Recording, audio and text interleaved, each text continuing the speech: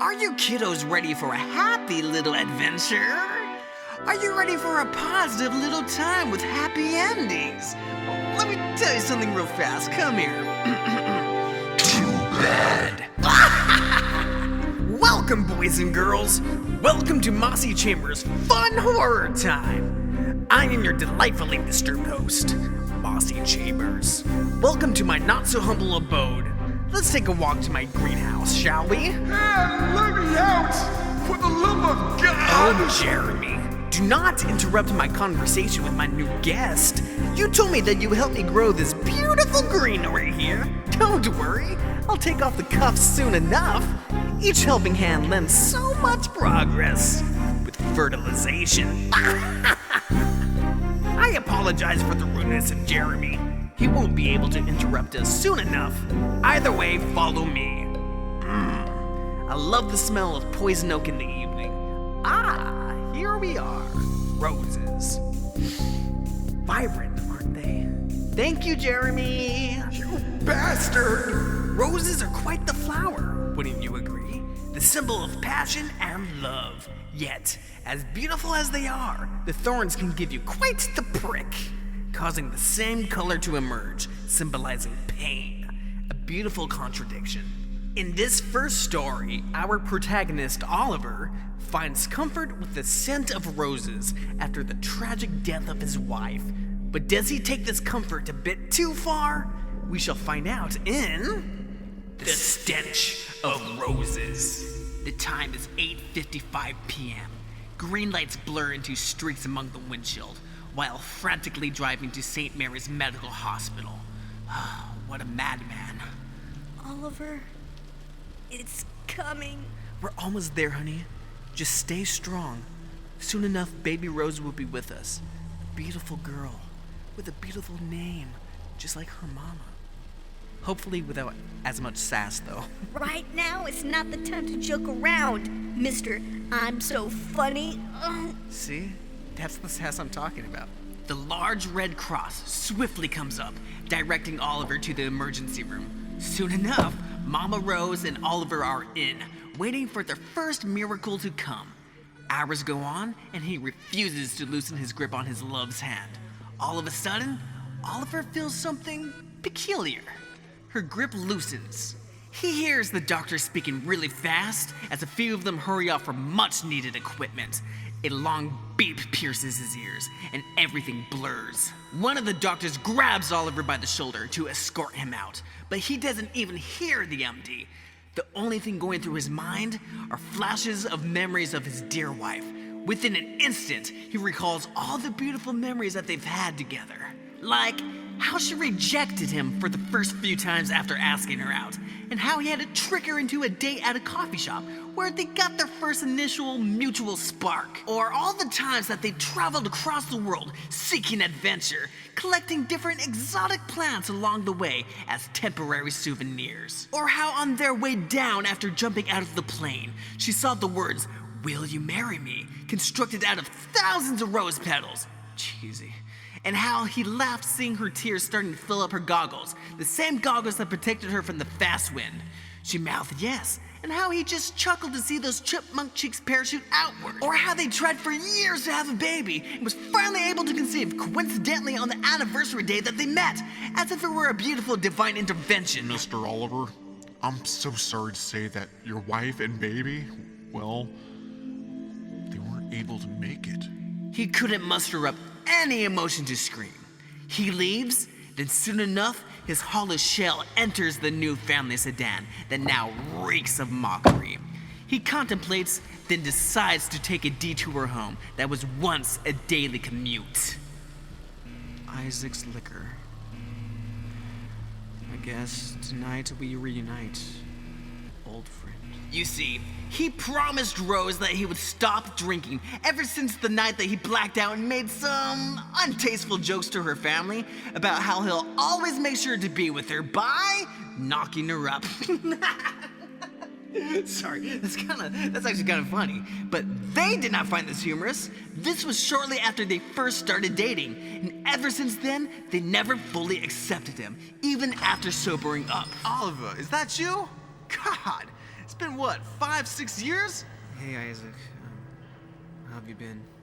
Well, since the last time we spoke, I got robbed only 7 times. A bit of an improvement from before. Can you believe this? When the cops came to investigate, I still had 300 in the hidden compartment of the register. After they left, it was gone. Protect and serve, eh? They served all right. Served themselves. Oh well. What's new with you, man? Just some family troubles. I don't really want to talk about it. I'll just take a bottle of Walker Black, please. You, Oliver, started a family since last we spoke. Congrats, man. It really is a beautiful thing, isn't it? Yeah. Well, here's 100. Keep the change. Put it towards putting up some cameras or something. I'll see you soon. Hey, Oliver. Be safe, okay? Yeah. Oliver arrives home, heads to his backyard, and sits on the grass next to the rose bushes that he and his wife both had nurtured ever since they got the house together a few years back. A subtle pop sounds as he opens the bottle. He swigs a bit of the whiskey, feeling it go down like a warm nectar. After about 20 minutes, most of the bottle is gone. Why the fuck was it you two? Why does the universe have to take the 2 most important people from me? I would trade places if I could. Baby, please. Please visit me. And with that, he wastes the last few gulps and pours it onto the bush. He goes inside and then shambles up the stairs and falls into his bed, where he passes out still clothed. A week passes. Birds chirp. It's a beautiful sunny day and such an inappropriate ambience for the funeral. Oliver stands to make a speech. Her family sits with cold, bitter eyes at him. We all loved Rose. And we were all excited to meet baby Rose. She was the most radiant, beautiful person in my life. As well with others, I'm sure. I know she will always be with us. She would still be with us right now if you hadn't got involved in her life, putting her through danger, cave exploring, skydiving. I'm surprised she stayed alive as long as she did being with you. Remember that joke you said about how you'll make sure that she'll stay with you by getting her, how did you put it, knocked up? Guess what? You did. And it cost all of us her life. The memories that we made together were amazing. I did not put her in any danger. Yeah? Well, guess what? While you two were out making memories, it gave us, her family, no time to make any memories for our own. I don't even know what to say. We love her. I know you love her too. I do. But it's a fact that if it weren't for you, she'd still be here. I'm very sorry, Mr. Miller. You're right. I hope one day you, as well as your family, can find it within you to forgive me for what happened to your daughter. And with that, the casket was lowered. Wow, Mr. Miller is kind of a dick, huh? Anyways, night falls and he finishes another bottle as he tosses it upon the ever-growing mountain of glass beside his bed. He takes his keys and leaves for St. Mary's. Rose! What room are you in? I want to meet the bundle of joy! Rose! I have ideas for the nursery. Giant teddy bear, new wallpaper and horses, and other animals. Like a little zoo for our little monkey in her little sleepy cage. Rose! Security walks up and explains to him that there isn't any Rose checked in. Yes, there is. My wife just had a baby. I have to find her. Security grabs him by the shoulder, but Oliver instinctually punches him in the face, knocking him down. Whoa, Oliver's kind of a badass. Police are called, and within minutes, he is arrested for public intoxication. He spends the night in jail, and luckily his car isn't towed. At court, he is sentenced to a month of community service, doing yard work at none other than the Hillside Cemetery, the same exact place where Rose is buried. Each day he goes in, he brings a rose from his garden and places it on his wife's grave. A week passes, and he ends his shift for the day. He heads home and goes to bed. His now oversized king mattress feels like a cold, empty prison. What's wrong with that? Hours upon Hours pass by as usual, and with each blink, he can feel the sandpaper scrape against his eyes. Though, how could he sleep when he feels just as alone as the day of the tragedy? The air is still and stale, though there is a slight hint of something in the air, slowly coming in, then eventually filling his room with the scent of roses. Tears well up, quenching the thirst in his eyes. Warmth overwhelms his body as he realizes that his love is with him. He jumps up, and within that second, the smell is gone. Honey, I'm here! Please don't leave! He searches the house and finds that there's no one there. And though he's back to being isolated, he now feels that she is there watching him. He lays back down, and within a few minutes, he enters the best sleep that he's had in weeks. As each night comes, the scent keeps coming back, filling him up with such joy until one day, the aroma started smelling a bit off. It was still roses, but with warm tones of rot. Not enough to make him feel nauseous, rather just enough to make him wonder what was causing it.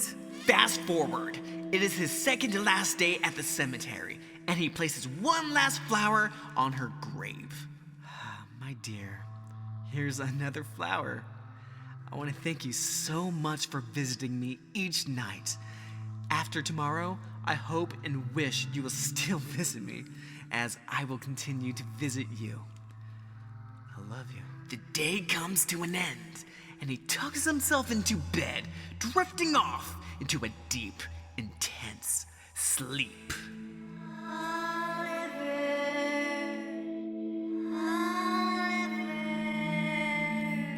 Ooh, creepy. Oliver opens his eyes, and the sound is gone. The smell of rot is all over, with only hints of roses at this point. He finally decides to follow it to see where it's coming from. He opens up his door and sees a trail of dirt and mud leading from the front door to the backyard. His heart beats fast with fear and excitement. There's too much anticipation. Could this really be his wife? Or is it an intruder? Either way, he presses on to find out. The moonlight guides him to the sliding door, and there he sees the silhouette of someone from behind. Rose? Yes, honey. We are here. I've missed you so much. As did I. A slight click is heard as he turns the back porch light on. In front of him is not the woman from his memory. It was the back of a woman with a torn white dress with mud stains and rose petals glued on with what seemed to be dry blood. You're not Rose! She turns around with a shuffle that seems to take ages. And there she was. It was indeed Rose. Oh my God! His eyes, they beheld a distorted version of his wife. Festering cuts on her from neck to scalp, seemingly to be caused by the flower's thorns. Her eyes, a yellow tint that had the slightest bit of mucus that held her eyelids together, causing a small snap every time that she blinked. And in her hands, the stillborn, cold and unmoving, having the same thorn scars all over her. Mama Rose kisses the baby. We both have missed you. It's been so lonely without you. Baby wants to say hi. She holds the stiffkin up for him to see, and even though Oliver was disturbed by what he was seeing, he could not help but feel his love flood all over. Oh, my dear baby Rose. You look so cold. Come here. Let Daddy help warm you up. He picks her up, holds her with a strong hug, and stays cheek to cheek with her freezing, lifeless corpse. Oh, don't worry, little mamas. I'm here for you. Yes, I am. Daddy's here for you. It is amazing to have this feeling again. I think we should all be together. Once more. Keep our family close. The way that it was intended. I wouldn't have it any other way. The next day, police are on their way to Oliver's home. it's not too common this day and age that we have grave robbers, let alone corpse robbers. This guy must be sick as fuck! Agreed, but are we even sure this is the guy that actually did it?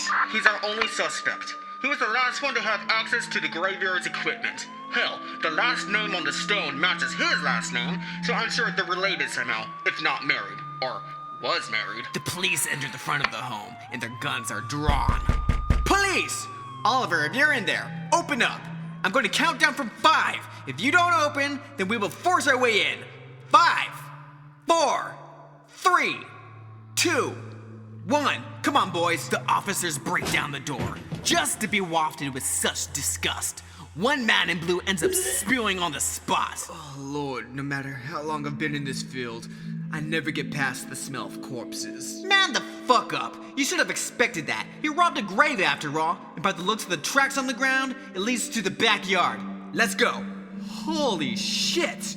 Call the sergeant! It was not what they thought they would see, nor wanted to see. There, in the rose bushes, was the dead body of Oliver, holding hands with Rose on his side, and the dead baby on his chest, all feeding the plants to have one last way to have their spirits live on together.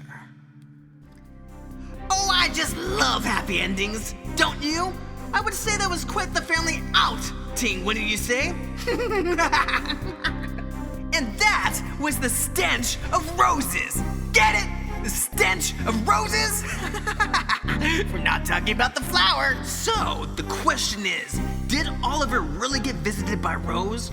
Or was he not able to cope with the loss, losing his mind and actually stealing her body? That, my friends, you will have to decide for yourself. I want to thank you for visiting me here today. You survived! This time. If you liked what you heard, be a doll and help share this with someone else. If you have any questions or want to get a hold of me, email me at mossychambers@gmail.com. Until next time, good die.